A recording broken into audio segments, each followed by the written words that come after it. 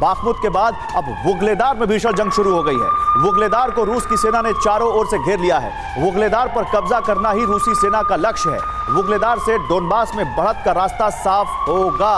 तो वुगलेदार वो इलाका जहां पर अब फोकस बढ़ा दिया है रूस ने, और वुगलेदार पर कब्जे का मतलब डोनबास में बढ़त हासिल करना।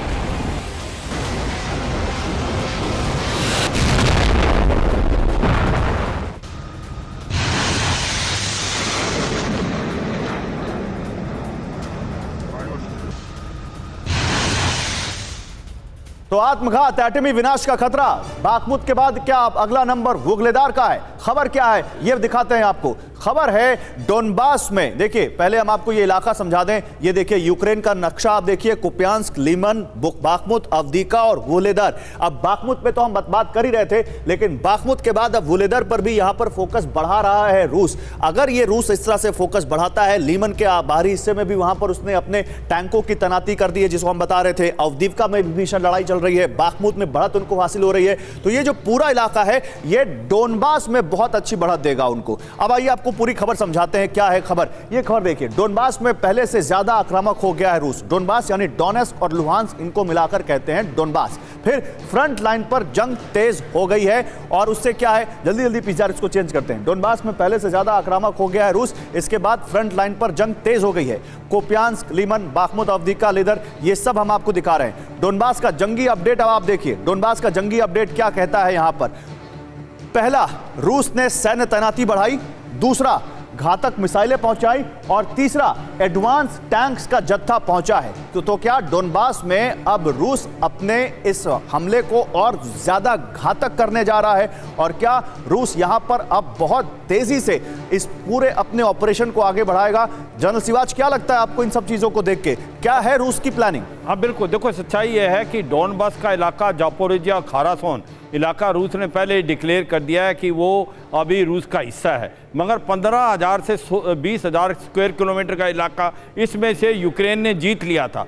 मगर अब वो वापस रूस इसको लेने की कोशिश कर रहा है। जिस प्रकार से बाखमुत, सोलेडर में लड़ाई चल रही है, डोनबास के इलाके में धीरे धीरे लगता है रूस इसको काबू करने की कोशिश करेगा। मगर आप ये कतई नहीं माने कि यूक्रेन बैकफुट पे है। ये एक बैटल है, वार बहुत बड़ा है, और डोनबास के इलाके में करीब 15 से 20,000 स्क्वायर किलोमीटर अभी भी यूक्रेन के पास है। मगर ये सच्चाई है, जो सोचा था वही हो रहा है कि आज रूस जो डोनबास का इलाका, जापोरिजिया और खारासोन में हमले ज्यादा तेज करेगा, और जो मेजर स्प्रिंग ऑफेंसिव की बात हो रही है वो अप्रैल के बाद करने की कोशिश करेगा। जो एक पॉइंट था कि अपना बालारूस से क्या मतलब, देखो बालारूस को एक जो लेसन दे रहा है यूक्रेन, मैसेज कि अगर आप जमावड़ा बनाएंगे रूस का तो हम आपके ऊपर अटैक कर सकते हैं, ये एक कॉशन है। दूसरा, जो चीन के हथियारों की बात हो रही है, चीन एक ऐसा देश है, वो समझदार है। अगर उसने हथियार दिए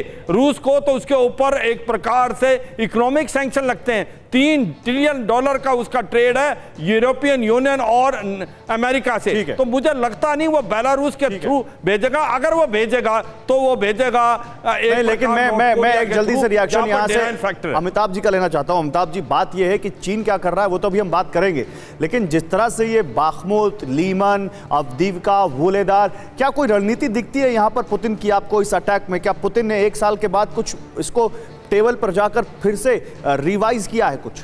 देखिए, ये जो रीजन है डोनबास का और उसके एडजॉइनिंग इलाके, जो पहले इस युद्ध के दौरान रूस ने कैप्चर कर लिया था, रूस वापस चाहता है उसको फिर से कैप्चर करना, क्योंकि उसकी प्रतिष्ठा का प्रश्न है।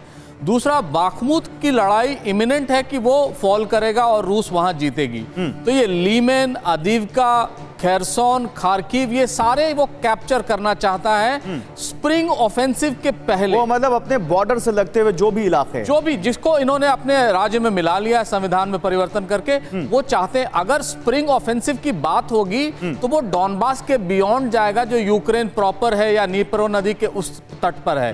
अगर वॉर भीषण होती है, कहीं कहीं बात ये भी चल रही है कि शायद सुलह हो जाए, कोई सीज फायर हो जाए, तो उसके पहले ये ज्यादा से ज्यादा टेरिटरी कैप्चर करके रखना चाहते हैं कि नेगोशिएटिंग टेबल पे हाई सीट उनको मिले। जितना उनको चाहिए उससे कहीं ज्यादा कैप्चर करेंगे तभी तो नेगोशिएशन में उतना छोड़ेंगे। ये बड़ी बात आप कह रहे हैं।